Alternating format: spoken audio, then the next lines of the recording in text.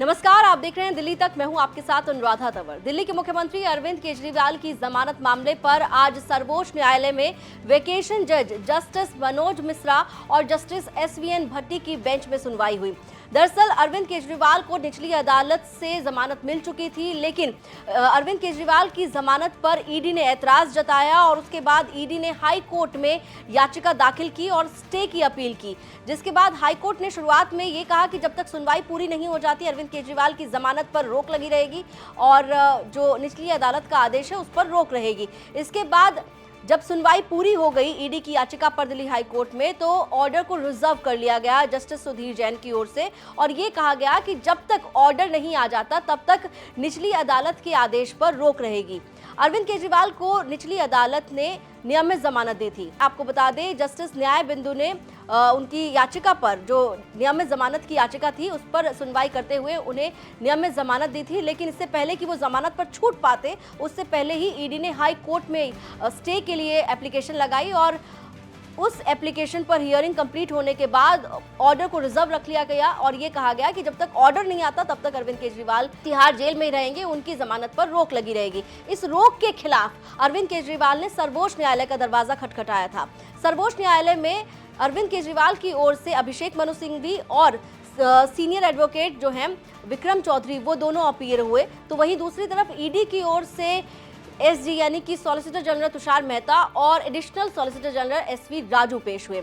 SV Raju ने कहा कि अभी हाई कोर्ट का जो फैसला है वो रिजर्व रखा गया है, वो आना बाकी है। इसके बाद जस्टिस मनोज मिश्रा की ओर से भी ये कहा गया कि 1-2 दिन में वो ऑर्डर सामने आ जाएगा, उसके बाद हम इस मामले को देखते हैं। हालांकि अभिषेक मनु सिंघवी की ओर से ये कहा गया कि फर्ज कीजिए कि अगर हाई कोर्ट का ऑर्डर अरविंद केजरीवाल के फेवर में ही आता है तो फिर हाई कोर्ट के जज अरविंद केजरीवाल का जो वक्त ज़ाया हो रहा है, जिस तरीके से उनकी जमानत पर रोक लगी हुई है, उसे कैसे कॉम्पनसेट करेंगे, ये एक सवाल जो है वो अभिषेक मनु सिंघवी की ओर से खड़ा किया गया।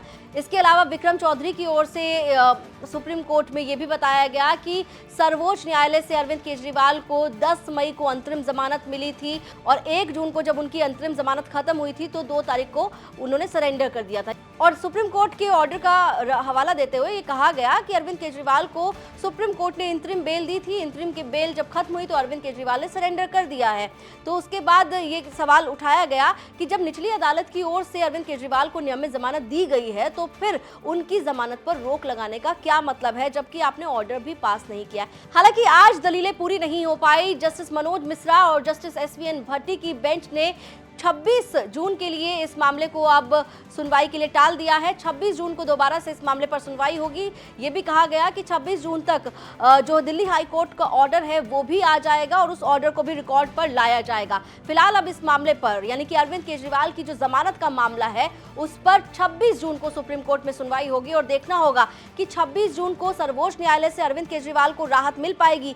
क्या जो राहत निचली अदालत की ओर से अरविंद केजरीवाल को मिली है वो राहत सुप्रीम कोर्ट से भी उन्हें मिल पाएगी, वो राहत कायम रहेगी, या फिर दिल्ली हाई कोर्ट ने जो स्टे लगाया है, फिलहाल इंतरिम स्टे जो लगाया अरविंद केजरीवाल पर, वो स्टे ही कायम रहता है, क्योंकि ऑर्डर हाई कोर्ट का भी आने वाला है और हाई कोर्ट के फैसले में क्या होगा ये भी 1 से 2 दिन में पता चल जाएगा। ऐसे में आने वाले 1-2 दिन जो हैं वो बेहद महत्वपूर्ण अरविंद केजरीवाल के लिए रहने वाले हैं, क्योंकि इस बीच हाई कोर्ट का ऑर्डर आ जाएगा और उसके बाद 26 जून को अरविंद केजरीवाल की अर्जी पर सुप्रीम कोर्ट में फिर से सुनवाई होगी। दिल्ली से जुड़ी हुई तमाम खबरों के लिए आप देखते रहिए दिल्ली तक।